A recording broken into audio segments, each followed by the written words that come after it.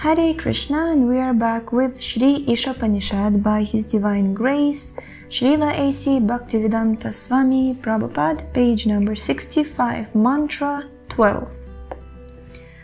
Andam tamam pravishanti yesam bhutim upasate tato bhuya ivate tamo yau sambhutyam rata. Andam, ignorance. Tama, darkness. Pravishanti, do enter into. Ye, those. Asambhutim, demigods. Upasate, do worship. Tataha, more than that. Bhuya, again. Eva, like that. Te, who. Tama, darkness. Ye, those. U, also. Sambhutyam, in the absolute. Rata, engaged. Translation: those who are engaged in the worship of demigods. Uno momento. Yes. Those who are engaged in the worship of demigods enter into the darkest region of ignorance, and still more so do the worshippers of the Absolute. Purport: the Sanskrit word asambhuti means those who have no independent existence. Sambhuti is the Absolute Personality of Godhead, who is absolutely independent of everything. In the Srimad Bhagavatam, the Absolute Personality of Godhead, Shri Krishna, positively describes himself in the following words: I am the supreme cause of the powers delegated to the demigods, the great sages and the mystics. And because these are endowed with limited powers, it is very difficult for them to know how I appear myself by my own internal potency in the form of a man. All philosophers and great rishis or mystics try to distinguish the absolute from the relative by their tiny brain power. However, this can only help them to reach the point of negating relativity, without realizing any positive trace of the Absolute. Wow, my God. This is so true. Definition of the Absolute by negation is not a complete concept. Such negative definitions lead one to create a concept of his own, and one then imagines that the Absolute must be formless and without qualities. But these negations are simply the opposite numbers of the relative forms and qualities, and are themselves therefore relative. By such a concept of the Absolute, one can at the utmost reach to the impersonal effulgence of God, known as Brahman. But one cannot make further progress to the stage of Bhagavan, the personality of Godhead.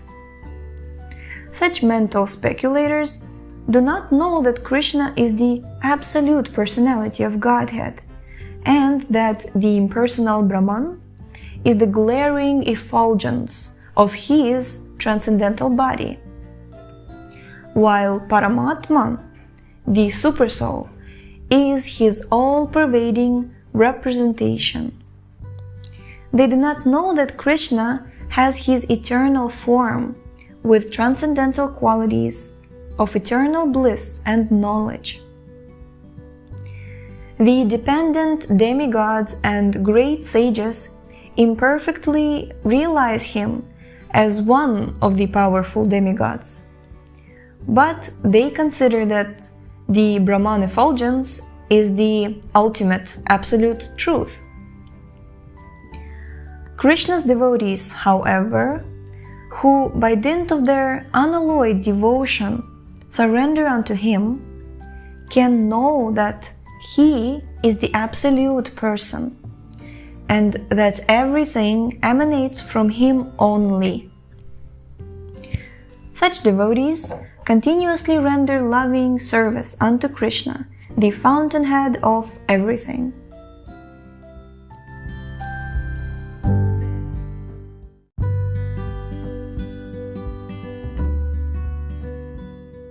In the Bhagavad Gita, it is also said that only bewildered persons, driven by a strong desire for sense gratification, worship the demigods for the satisfaction of temporary problems.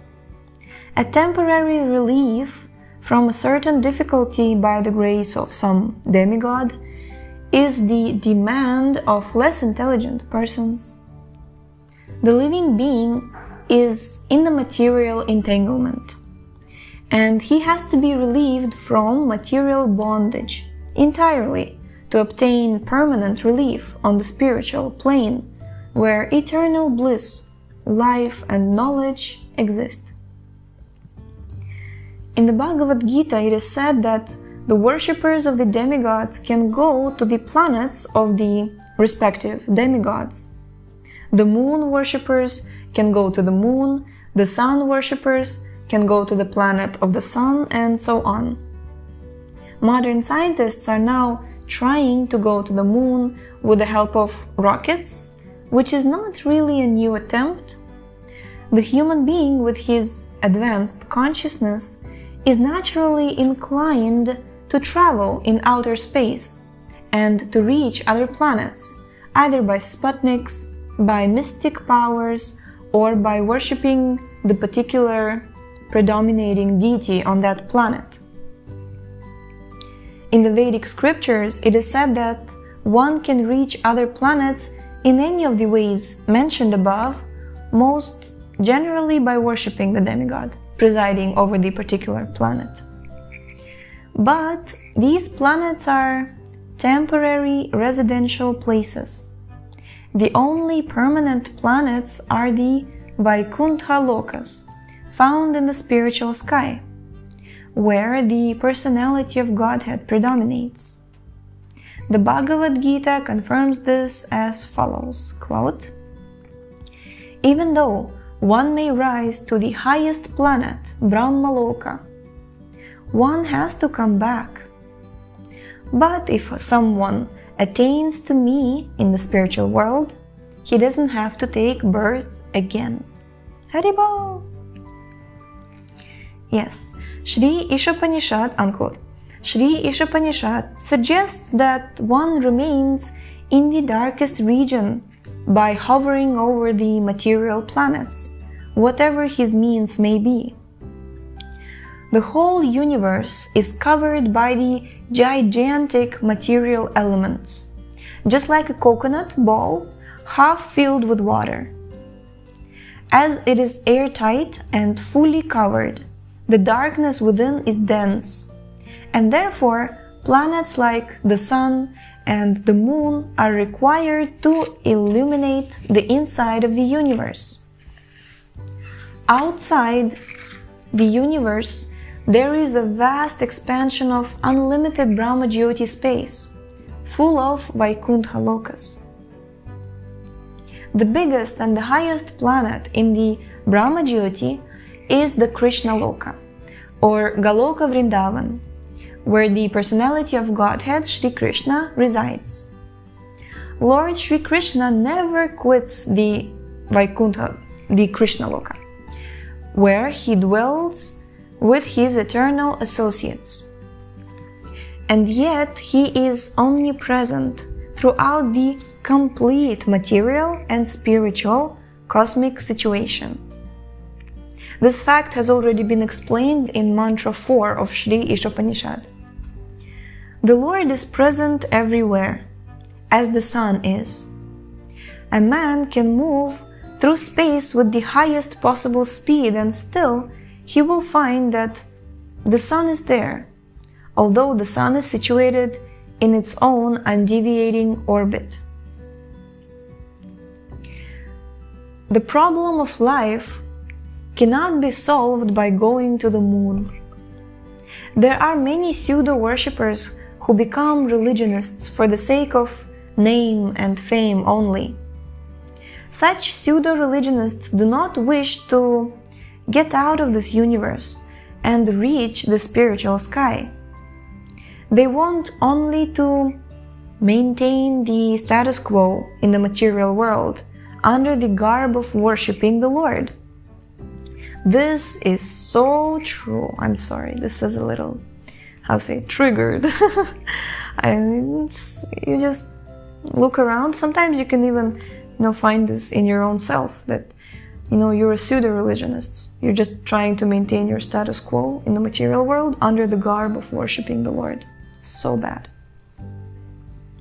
And the atheists and the impersonalists lead such foolish pseudo-religionists into the darkest regions by preaching the cult of atheism. The atheist directly denies the existence of the Supreme Personality of Godhead, and the impersonalist, supports the atheist by preaching the impersonal existence of the Supreme Lord. Yes. Let's just again read this sentence. The atheist directly denies the existence of the Supreme Personality of Godhead, and the impersonalist supports the atheist by preaching that the impersonal existence, about the impersonal existence of the Supreme Lord.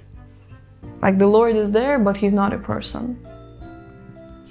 As far as we have gone through Śrī Īśopaniṣad, we have not come across any mantra where the personality of Godhead is denied. It is said that he can run faster than anyone. Those who are running after the planets are certainly persons, and if the Lord can run faster than them, than any of them, why should he be considered impersonal? The impersonal conception of the Supreme Lord is another phase of ignorance, due to an imperfect vision of the absolute truth.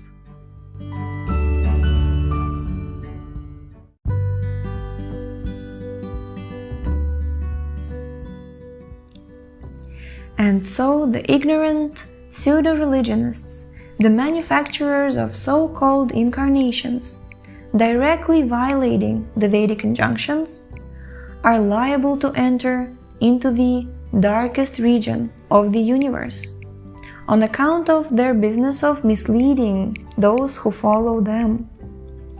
These impersonalists generally pose themselves as incarnations of God to the foolish, who have no knowledge of the Vedic wisdom. And if such foolish men have any knowledge at all, it is more dangerous in their hands than ignorance itself. Such impersonalists do not even worship the demigods, as is recommended in the scriptures. In the scriptures, there is a recommendation for worshipping the demigods under different circumstances. But at the same time, it is said that there is no real need for this. In the Bhagavad Gita, it is clearly stated that the results of worshipping the demigods are not permanent. The whole material world is not permanent, and therefore anything achieved here within the darkness of material existence is also impermanent. The problem then is how to obtain real and permanent life. The Lord states that as soon as one reaches Him by devotional service, which is the one and only way to approach the personality of Godhead, there is complete freedom from the bondage of birth and death. In other words, the path of salvation, or getting out of the material clutches, fully depends on the principles of knowledge and detachment. Haribo! And the pseudo-religionists have neither knowledge nor detachment from material affairs. Most of them want to continue in the golden shackles of material bondage, under the shadow of altruistic or philanthropic activities, and in the name of religious principles.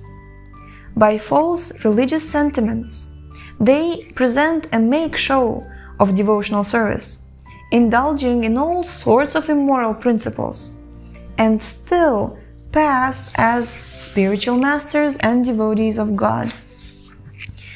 Oh, we have seen those.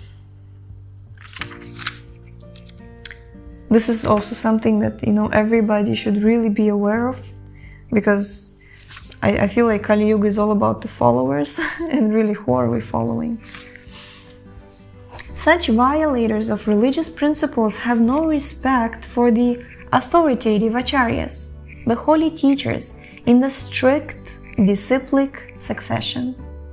And to mislead the people in general, they themselves become so-called acharyas without even following the principles of the acharyas.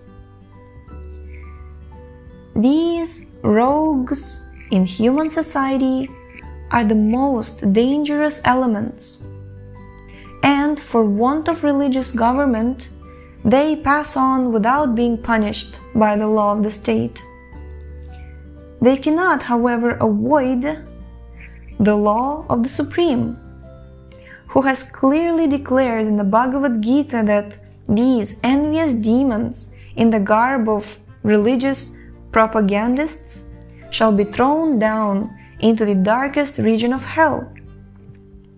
It is confirmed in Śrī Īśopaniṣad that the pseudo-religionists are heading down toward the most obnoxious place in the universe, after finishing with their spiritual mastership business, which is simply for the matter of sense gratification. Haribo!